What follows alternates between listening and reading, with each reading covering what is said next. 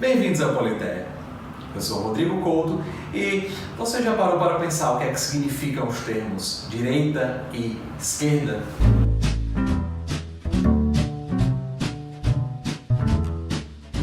A política depende de linguagem. No fim das contas, não existe política sem comunicação. E como qualquer atividade que depende de comunicação, essa comunicação deve ser eficiente.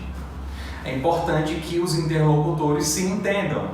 Sem isso, a atividade não será produtiva.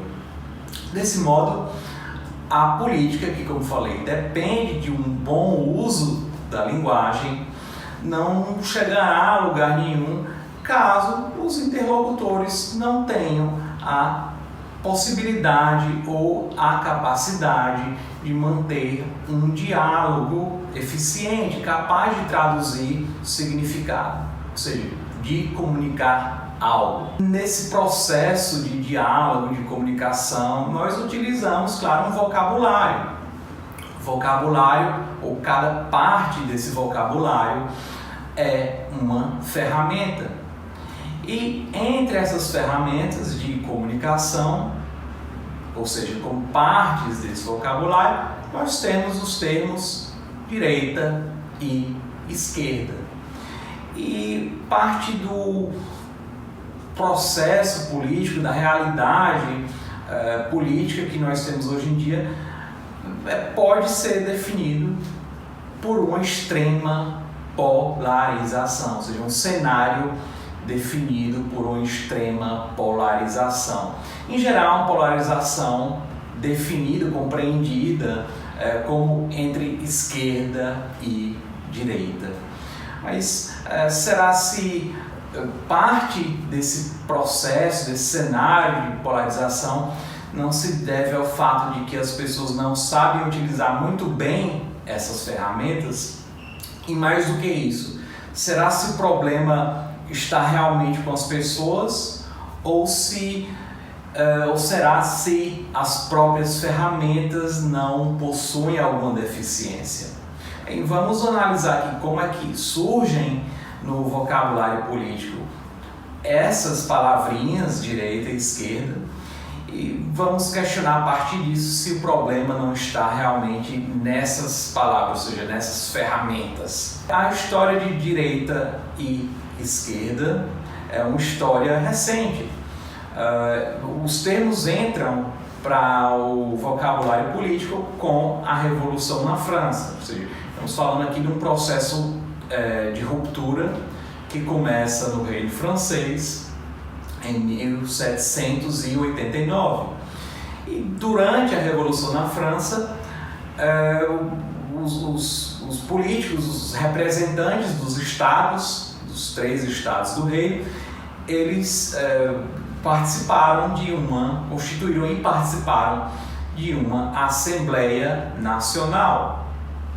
E essa Assembleia possuía alas. Imagine que você é o presidente, imagine você como presidente dessa Assembleia, e à sua direita sentaram aqueles membros da Assembleia que acreditam que não é necessário limitar os poderes do rei. E à sua esquerda sentaram os membros da Assembleia que acreditam que é necessário sim limitar os poderes do rei. É assim que aparecem no vocabulário político os termos direita e esquerda. Nada mais, nada menos do que a disposição dos membros da Assembleia Nacional Francesa. Ou seja, nesse momento nós temos apenas 2 posições que representavam apenas uma divergência e no fim das contas os termos eram utilizados só para designar diferentes alas dessa Assembleia Nacional. Temos aqui os termos direita e esquerda como uma forma de facilitar a comunicação e de designar de forma prática 2 partes da Assembleia Nacional.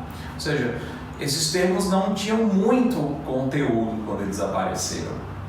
Não eram termos designadores de posições políticas densas ou substanciais ou radicalmente diferentes em todos os aspectos, mas em dois aspectos, ou seja, na verdade em um aspecto, limitar ou não o poder real. Durante boa parte do tempo da história francesa, da história política da França, os termos continuaram a ser utilizados só para fazer essa diferenciação entre duas posições diferentes. Mas essas posições mudaram com o tempo.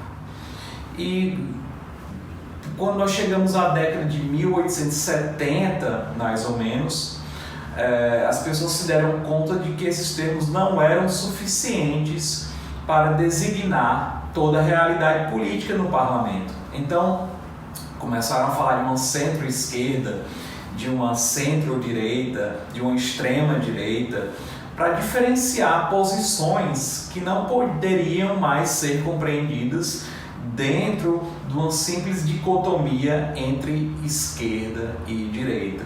É como se entre o preto e o branco você tivesse inúmeros tons de cinza. Pois bem, além disso, esses termos não eram parte do vocabulário político da população em geral. Eles eram utilizados pelos parlamentares.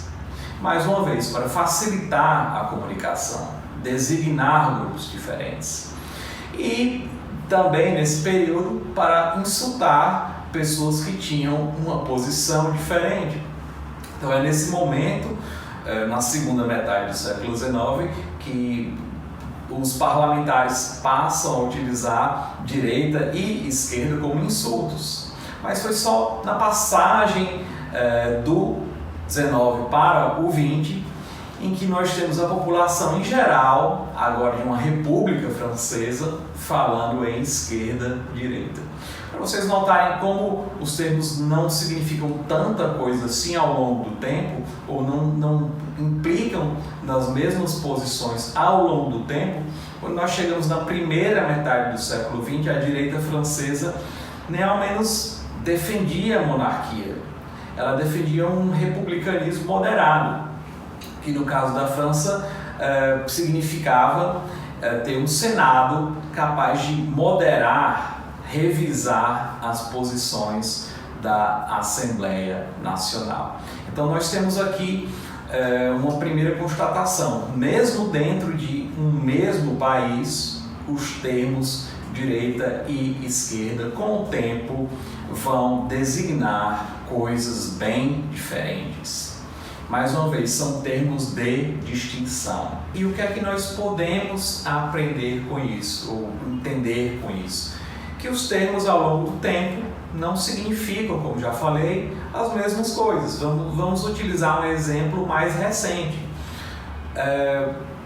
Algum tópico que esquerda e direita tomam como campo de conflito. Por exemplo, livre comércio. Em geral, nós associamos livre comércio, pelo menos associávamos livre comércio, a bandeiras da chamada direita. No entanto, em anos recentes, parte daquilo que nós chamamos de direita adotou posturas mais protecionistas, que em vários momentos foram posturas daquilo que nós costumamos chamar de esquerda. Os termos não são suficientes para traduzir essa realidade. Então, quando nós falamos em direita, nós esquecemos de especificar uma questão de posições políticas relativas a uma variedade de temas. A mesma coisa quando nós utilizamos o termo esquerda de forma não qualificada. Nós estamos falando, no fim das contas, em preto e branco. Isso não é suficiente para entender todas as posições políticas que existem dentro de um país, especialmente ao longo do tempo. Pois bem, então, direita e esquerda, esses elementos do nosso vocabulário político, não vão designar realidades objetivas como gato e cachorro, Vamos tentar explicar isso com um outro exemplo, na verdade uma analogia. Imagine que você fala num alimento e qualifica esse alimento como salgado. Tem um alimento salgado, pode ser pizza, pode ser um hambúrguer ou pode ser sushi. Então, designar um alimento como salgado não é suficiente para apresentar, para informar os outros ingredientes, condimentos desses alimentos. Não é suficiente dizer que um alimento é salgado. Do mesmo modo, não é suficiente dizer que uma determinada posição política é de esquerda ou de direita, ou que um partido político é de esquerda ou de direita, que a ideologia é de esquerda ou de direita. E é nesse campo das ideologias que a dicotomia esquerda e direita é mais problemática, ou mais obviamente problemática. Considerem, por exemplo, posições que nós associamos à direita, como o libertarianismo. Bem, os libertários partem de uma ética baseada na propriedade privada e, através desse sistema ético, claro, existem várias formas de libertarianismo, mas através dessa ética eles vão defender bandeiras que nós associamos em geral à esquerda, como legalização do consumo de entorpecentes, ou casamento entre pessoas do mesmo sexo e outras bandeiras. Bem, então assim, é um grupo que nós associamos à direita, mas essas bandeiras são associadas em geral à esquerda. Outra posição política que nós associamos à direita é o fascismo italiano, aquele da primeira metade do século XX. Bem, os fascistas defendiam uma militarização da sociedade, um militarismo e uma expansão territorial que muitas vezes são aspectos, são formas de fazer política que nós associamos à direita. Ao mesmo tempo, os fascistas italianos defendiam uma espécie de Estado social, um Estado que tinha prestações sociais, por exemplo, no campo da saúde. E essas prestações sociais, programas que nós, em geral, associamos à esquerda. Então, é óbvio, no campo das ideologias políticas, que a simples distinção entre esquerda e direita não é suficiente para entender as ideologias. Então, qual é a grande lição que fica aqui? Bem, esquerda e direita são ferramentas. E são ferramentas que, como quaisquer ferramentas, ou seja, quaisquer termos do nosso vocabulário, não são perfeitas. Não são termos perfeitos, não são ferramentas perfeitas. Isso não significa que eu afirme que é necessário abolir as palavras esquerda e direita, ou deixar de usar esquerda e direita. Entendam, todo esquema de classificação como esse, que é bem simples, ou seja, ou à esquerda ou à direita, ele tem deficiências, porque ele é muito abstrato, ele não vai a posições concretas. E é em função dessa abstração que ele não consegue dar conta de toda a realidade da política em um país. Então, o importante é saber que esses termos possuem essa deficiência e, igualmente, a usar esses termos, ter consciência dessa deficiência e qualificar, então, os termos para que a nossa comunicação política não seja prejudicada, de modo a permitir um diálogo mais construtivo. Apenas isso, ou seja, ter consciência de que nenhuma ferramenta é perfeita. Eu espero que o problema do uso dos termos direita e esquerda tenha ficado claro.